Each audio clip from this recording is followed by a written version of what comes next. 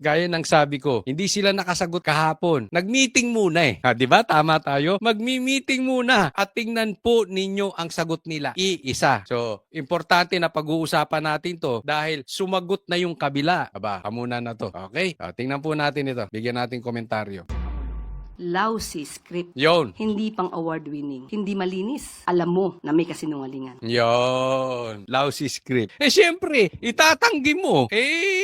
Balita ko, sabi ni Chavit Singson, kumita ka daw. Meron ka ding daw budget. Hindi ko alam kung galing kay Bongbong o galing sa maleta. But of course, normal yan. Spokesperson ka ng Malacanang. Ipagtatanggol mo yon. Ang tanong, dininay nyo ba? O kinontra ninyo yung pagkakabigay ng maleta? Hindi. Basta nyo lang dininay. Of course, meron bang magnanakaw na aamin? Tanungin kita, Claire. Meron bang adik na aamin? Ganito tinawag ni Palace Press Officer Claire Castro ang akusasyon laban kay Pangulong Bongbong Marcos na inilahad ng mga retiradong sundalo na iniharap ni Attorney Levito Baligon. Sabi nila, naghatid daw sila ng mali-malatang pera sa iba't ibang mga personalidad at politiko, kabilang si Pangulong Bongbong Marcos. Naging kasamahan daw sila ni Orly Gutesa na nagsabi sa Senado na regular umano siyang naghahatid ng pera kina dating House Speaker Martin Romualdez at dating kongresista si Saldico. Akusasyon ni Baligon, si Marcos daw ang mastermind ng lahat ng ito. Pero tanong ng palasyo kay Baligon, So, sino ba ang nasa likod nito? Siguro dapat malaman nyo. Kung sino ba yung may-ari ng sasakyan na siyang sumundo sa kanila matapos ang press briefing or press con. Di sabihin mo, di pangalanan mo kung sino yung sumundo, di ba? Alam mo itong mga style na mga ganito, yung mga paduda. Ang tawag namin sa ganyan, paduda. Pero hindi naman papangalanan, hindi naman tutumbukin. Para mag-create lang ng duda, paduda. Pero tatandaan natin, hanggang ngayon, hindi nila dinideny na may diniliber. Di ba yan na sinabi ko kahapon dun sa vlog ko? Una, hindi yung makasagot. Pati media, hindi nagbalita. Dapat yun, binalita muna ng media di ba? Dapat ibalita ng media yung parte nung 18 Marines. Walang balita sa mainstream. Mangilan-ngilan lang yung dun sa mga matatapang at hindi bayaran ng media. Tapos ngayon, maglalabas sila ng balita. Pero may sagot na yung kabila. Style, di ba? Number 1. Pangalawa, hindi nila i-deny. Bakit? Totoo Ang sasabihin lang nila, questionin nila yung credibility ng Marines, questionin nila yung timing nung press con, di ba? Babanatan. Pero i-deny? Hindi. Bakit? Hindi nila kaya Dahil pag nag-deny sila, may ilalabas na ebidensya. So, ulit-ulit na kasinungalingan. Dapat nyo siguro malaman kung sino talaga. Alamin nyo muna. At baka kayo, I believe, hindi kayo magugulat. Same people. Huwag kang paduda. Sabihin mo na, paulit-ulit na kasinungalingan. Di ba? Ganyan din yung sinabi ninyo Tanong ko sa inyo, di ba idininay nyo na adik si Bongbong? Tama or tamang-tama? Pero pag sasabihin naming adik si Bongbong, anong sasabihin ninyo? Of course, paulit-ulit na kasinungalingan. Hindi nyo naman patinayan. Ang dali namang magpa-drug test. Tapos na usapan. Ngayon din, ang dali namang i-deny. Hindi kami nagpa-deliver sa bahay, hindi kami dyan nakatira, etc. Hindi nyo dinideny. Same thing. Parang yung drug test lang. Sinasabi nyo kasinungalingan. Alam nyo ba ang sinasabi? Ang malabnaw na palusot, sasabihin mo lang fake news. Sasabihin mo lang, fake news yan. Fake news yung sinasabi nila. So, hindi mo kailangan magpaliwanag, hindi mo dapat sabihin, hindi mo kailangan i-deny, hindi mo kailangan patunayan na hindi totoo yung sinasabi. Basta sabihin mo, fake news. Paduda, bahala na kayo mag-isip. Basta para sa amin, fake news yan. Diba? Ganyang kalabnaw ang sagot ng palasyo. Same thing kung paano nila sinagot yung sinabi ng kanyang kapatid mismo na adik si Bongbong Marcos. Di ba? Malabnaw. Sabaw. hahayaan daw ng Malacanang ang mga nararapat na ahensya ng gobyerno na umaksyon laban sa anilay fake news. Nandyan ang NBI. Yan siya, sabi ko, fake news na naman di ba? So, ito, mananakot sila. Hindi na binabalita ng mainstream media, ha? Kayo mga vloggers, manahimik kayo. Kasi, andyan ang NBI. Kayo ang mga Marines, mabakla kayo, maduwag kayo. Bakit? Andyan ang NBI. Ito, pananakot na ito, chilling effect to gagawin nila. Anong sinabi niya? Anong sabi ko sa inyo? Hindi nila i-deny. Sasabihin lang fake news. Tandaan nyo yan parati. Pag hindi nila kaya i-counter, sasabihin fake news. Kasi kung kaya nila i-counter, pwede niya sabihin fake news kasi ito yun. Nakita niyo may mga lumalabas na may mga pictures na may mga bag? Hindi ko po pinost yun. Bakit? Alam ko fake news Hindi po. Kaya kay Coach Oli, umasa kayo, totoo balita. 'Di ba? Yung mga biktima raw ng may mga bag. Alam ko, kitang-kita naman. AI Hindi ako papadulog. So, dito kay Coach Oli, tama yan. Hindi tayo sa mga ganyan fake news. But anyway, pwede mo naman sabihin fake news yan kasi ito totoo. Pero pag sinabi lang fake news, wala naman. malabnaw. O, meron andyan ng NBI. Nandiyan ang PNP.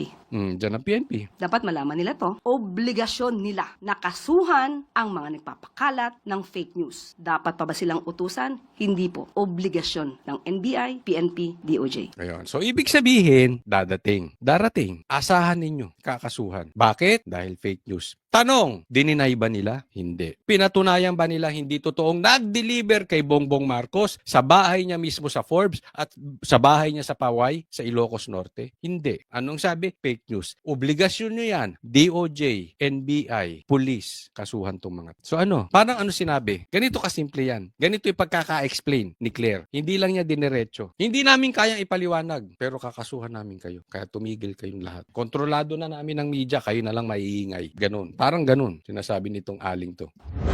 Nasa Palace Press Briefing si MMDA General Manager at dating PNP Chief Nicolas Torre III na pinangalanan din sa mga paglalahad ng mga retiradong sundalo. Kasama raw siya sa isang pulong ni Romualdez, Co at mga taga-ICC. Allow me please to reserve my comments regarding that matter kasi hindi nga natin alam kung yan ay kaya nilang isubstantiate at tataasan nila ng kamay para sila ay mag-subscribe dyan. Baka mamaya at the end of the day sasabihin joke only yan eh. Kita mo, nagpatawa pa. Dinamay pa. Kasalanan na naman. Itong matandang ito. Papaluin ko yung ulo ko.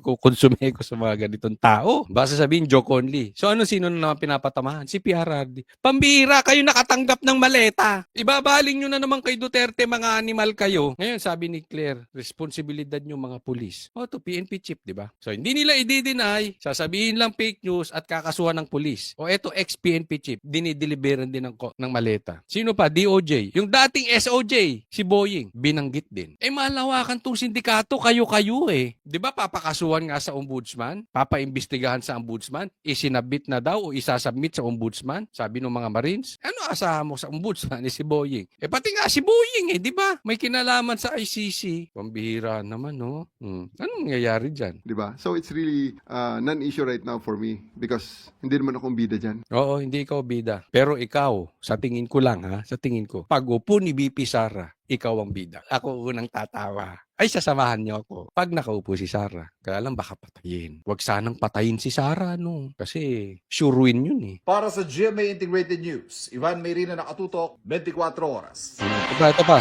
Pinabulaanan naman ng mga nabanggit ng mga umunoy dating militar ang alegasyon laban sa kanila, sabay question sa timing nito kasabay ng pagdinig ng ICC. Sabi pa ng Philippine Navy, hindi nila naging miyembro ang ilan sa mga ito, habang ang ilan dishonorably discharged. Sa gitna ng resolusyon ni Senadora Amy Marcos na imbestigahan ang mga revelasyon ng 18 ex-military personnel, sabi ni Senate President Pro Tempore Ping Lacson, dapat i-evaluate muna kung ano ang kredibilidad ng source at ang reliability ng impormasyon nila. Pinky! Halatang-halata si Pinky. Sabi ni Amy, imbestigahan sa Senado. Kasi baka peke. Ang sabi ni Pinky, wag muna. Tingnan muna natin. Pustahan tayo. Hindi papaimbestigahan ni Pinky at saka ni Soto. Tatama na naman tayo. Baka sabihin niya, nakachamba na naman tayo. Pustahan. Aayaw si Tito Soto at saka si Pinky. At ang reliability ng impormasyon nila. Ang mga ex-military personnel na ito, bahagi raw ng sistema ng paghahatid ng male-maletang pera sa ilang opisyal ng gobyerno, kabilang umano si Pangulong Marcos. May mga portions doon na pwede na sabihing credible, pero may mga questionable. Number one, ang sinabi lang 805 billion yung napunta, yung pinamahagi o napunta kay Congressman Saldico. Nag-abogado na naman si Pinky. Halatang-halata si Pinky. Ang yaman na siguro nito. Ang dami na siguro nitong nasubi. I mean, para talagang na yung kaluluwa mo sa damonyo. Hindi po pwedeng walang kapalit na yaman yon. Halatang-halata eh. Ngayon mo nag-aabogado siya. Paano niya in-explain? Tingnan yung mabuti Anong sabi niya? Meron naman party doon na may punto sila. Pero meron ding parang kaduda-duda. Tapos in-explain nyo na yung kaduda-duda. Hindi niya sinabi kung ano yung meron silang punto. Nagigets nyo kung paano nila. Kunwari, balance siya. May tama yung mga Marines, pero may mali din. Tapos ito, ang haba nung sinabi niya sa mali. Di dapat sana sinabi mo ano yung tama. Sinabi mo din. Well, from 2023 to 2025, ang total amount ng flood control projects, 1.13 trillion. So kung ang napunta kay Congressman Saldico allegedly 805, that's at least 70% of the total appropriations for the same period sa flood control projects. So, puro ghost na yung nandun. Saan manggagaling yung napunta kay Bernardo? Saan ang napunta kay Alcantara? So, sobra yung computation. Sobra computation. Sumulat na So, ang punto rito, may napunta kay 800 billion. So, nasa 1.1 trillion yung pera ang nawawala. Parang ganon. Yung budget, 800 napunta na agad kay Sandro, kay Charis. So, ibig sabihin, 70% napunta sa kanya. Paano yung iba? In short, hindi tatali. I really don't know kung paano nyo kinumpute yan. Diba? Pero alam nyo, madali naman kasing kumuha ng pera kung saan. Una, ito hindi aking opinion lang, hindi naman tayo eksperto rito. Pero they can print money if they want to. Naisip nyo ba yun? Hindi nyo ba napapansin kaya posibleng pagka nag-print ka ng print ng pera, babagsak ang ekonomiya? Pwede yun. Hindi ko sinasabing yan yung nangyari. Ang sinasabi ko, posible. Diba? Kasi ang punto niya, hindi nagtali. Hindi naman natin alam. Baka may nag-donate. Diba? O kung saan man. But in short, dapat pabulaanan na hindi talaga na-deliver. Ang punto lang natin, iimbestigahan nga, Lacson. Di para magkaalaman kung totoo yung sinasabi ng Marines. Bakit lumalabas kang nag-aabogado kay Bongbong? Meron ka na agad conclusion. Senador ka. So kung kayo ang mag-iimbestiga, dapat you will appear hindi bias. You will appear fair. Wala kang pinapanigan. As early as now, parang abogado ka nung mga magnanakaw agad-agad. Ba't hindi ba kayo bukas sa imbestigasyon? Hindi, ako nagtataka lang sa inyo ni Tito Soto. Bakit pagdating sa imbestigasyon, talagang stop agad. Stop! Huwag tayong padalos. Kasi yun ang suggestion ni Amy, huwag imbestigahan ito, huwag padalos-dalos. rin daw si Lacson sa Philippine Navy, Army at LTO para alamin ang pagkakakilanlan ng mga nagpakilalang dating military personnel. May initial information from Philippine Navy na yung iba dishonorably discharged. A number of them were never members of the Philippine Navy. Yun. Okay. Ito. Ano sinabi ko sa vlog ko kahapon, dun sa mga nakapanood? Kung hindi kayo nakapanood, ay ako'y naglalambing sa inyo, panuorin nyo yung para masundan po ninyo. Na-vlog ko yung kahapon, anong sasabihin? Kasi tahimik ang media, tahimik yung mga magnanakaw, tahimik yung mga the likes of Lacson. Nag-meeting. Anong sabi ko? Magmi-meeting muna yan, tapos ang sasabihin nila, isa lang. Pansin nyo, iisa sinasabi nila. Yung mga excuses nila, iisa. Anong sinasabi ngayon? Anong binanggit ko kahapon sa vlog ko? Sisirain yung credibility ng Marines. Pero hindi nila papatunayan na hindi nag-deliver kay Bongbong Marcos, hindi nila papatunayan na hindi nag-deliver kay Tambi. Sisiraan lang yung Marines. Ano sinasabi ngayon? Yung iba dyan, hindi daw member ng Marines. Yung iba daw dyan ay parang na-dismiss. Huwag kayong mag-alala kasi i-interviewin ito bukas ng Banateros sa SMNI. Itong mga Marines at itatanong natin lahat yan. Okay? So, pero ang punto rito, kung hindi ba sila Marines, yung iba dyan hindi talaga Marines, yung iba lang ang Marines, tapos sasabihin ninyo na yung iba ay na-dismiss or kung ano man ang tawag nyo ron, hindi ba sila pwedeng mag-deliver talaga ng mali-maleta, linggo-linggo, 3 times a week ng maleta kay Bongbong at saka kay Tambi? Di ba? Ano ngayon? O, halimbawa na lang, mamamatay tao yung 18 Marines na yun. Hindi ko sinasabing gano'n. For example purposes only. For discussion purposes lang. Pagpalagay natin yung mga Marines rapists. Pero sila talaga yung kinuha ni Saldico para magbuhat at mag-deliver ng pera. At talaga namang nag-deliver sila kay Bongbong Marcos sa bahay niya. Ibig ba sabihin, hindi na totoo kasi rapist sila? Hindi ko po sinasabing rapist. Example lang yun. Anong punto natin dyan? Malabnaw yung excuses nitong mga to. Ang dali namang sabihin di ba? Kaya nga kinukompare ko yan sa adik. Ang dali namang sabihin, hindi ako adik. Magpa-drug test ako. Parang ganun, di ba? Ba't hindi mabanggit ni Bongbong? Ito, ang dali namang sabihin, hindi, wala kayong diniliver sa bahay. Wala. Hindi. Anong ginagawa? Sinisiraan. Bakit? Kasi alam nila may ebidensyang ilalabas na nag-deliver talaga sa bahay. Ayaw nila dalin dun. Dahil pag sinabi nilang hindi nag-deliver, maglalabas yung Marines. Marami pang kasunod na lalabas Dadalhin nila doon sa kasamaan ng Marines. Gigets nyo? Yan si Pinky Lacson. Nag-abogado na sa kabila, doon sa mga magnanakaw. So doon pa lang, makukwestiyon natin yung credibility ng source.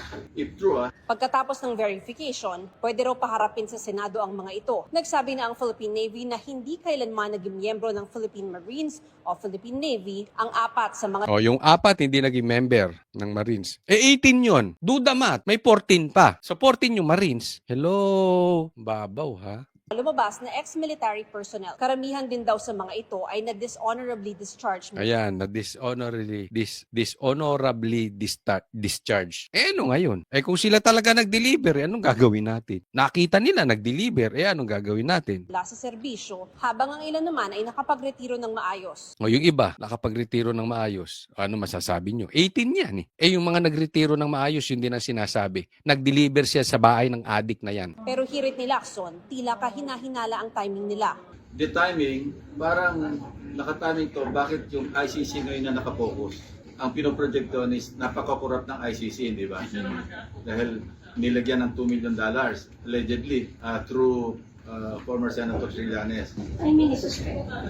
Yeah, kasi timing ng ICC confirmation of charges. Alam nyo, eto sa akin ano ngayon, di ba? Hindi ko sinasabing tiniming talaga nila. Again, for discussion purposes. Ano ngayon kung tiniming? Dati namang sinabi na ni Saldico Sinabi rin ni Gutesa. Yung sinasabi ngayon ng ex-Marines, pinatunayan lang yung sinabi ni Saldico. At sinabi rin ni Gutesa na kasama nilang nagdi-deliver ng pera na Marines din. So ano ngayon kung itiniming, di ba? So be it. But still, ang nakaw, whether kailan mo i-announce. Ang timing din, yung ngayon, February 25, yung EDSA, 40th anniversary ng EDSA. So ano yung, sa akin kung ako yung mukhang merong political color, not just political color, mukhang merong destabilization na aspect. Kanya daw, merong political color. Pero tatandaan mo, 24 kayong senador. At may gusto na mga senador imbestigahan. So, may political color o wala, edi imbestigahan nyo. Hindi naman ikaw lang ang senador And alam naman natin, anong political color mo? Lahat ng investigasyon patungkol sa ghost projects at sa maleta, haharangin nyo ni Tito Soto. Kung hindi nyo maharang ng todo, you delay. Tingnan nyo kung tama yung sinasabi ko. You observe Pinky Lacson and Tito Soto. Kung gugustuhin nila any kind of investigation or bago sila pumayag, laging may resistance. Mukhang merong destabilization na aspect. Mariin namang itinanggi ni dating Senador Trillanes na tumanggap siya ng $2 million o anumang halaga mula kay Ko para sa investigasyon ng ICC o anumang pakay. Gusto lang daw nitong i-discredit ang ICC proceedings laban kay dating Pangulong Duterte.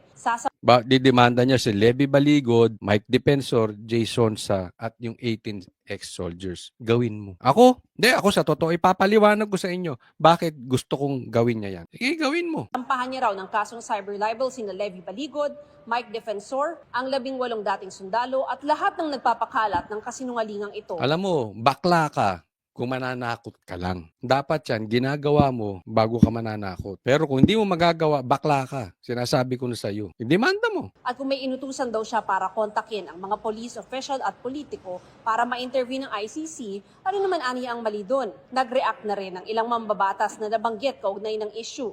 I will not dignify a tall story allegation. Ang nakakatawa ron, baka hanapin sa akin ng kasama ko yung tipong maleta. Corny mo. Sa tingin mo. Ako, sa tingin ko lang, sangayon kaya ang asawa niya sa stand niya ngayon. I don't know. Nakakatawa Nagpapatawa si Tito Soto. Balik ka ng Itbulaga. ron, baka hanapin sa akin ng kasama ko yung tipong maleta. It's all BS. Unassign nga present themselves as National Marites Council. Ayan. Ano sinasabi nila? Yung mga maiingay sa Kongreso, sila yung nakakatanggap ng maleta. Let me repeat kasi kailangan madiinan. Yung mga maiingay, yan ang nakakatanggap ng maleta. Kasi kada hearing, kada buka ng bibig, pera. Daig pa nito mga pokpok Yung mga pokpok, bubuka, ikita. Ito bubuka rin Kaya lang bibig. Kada buka ng bibig nito kita. So kung may pokpok din itong mga to. Yung mga ex-Marines nagsabi niya. Nilulutawag sa mga ganyan. Sabi naman ni Representative Laila De Lima. Bakla! Ako nagtatanong lang Uli. Marites Council. Bakla ba to?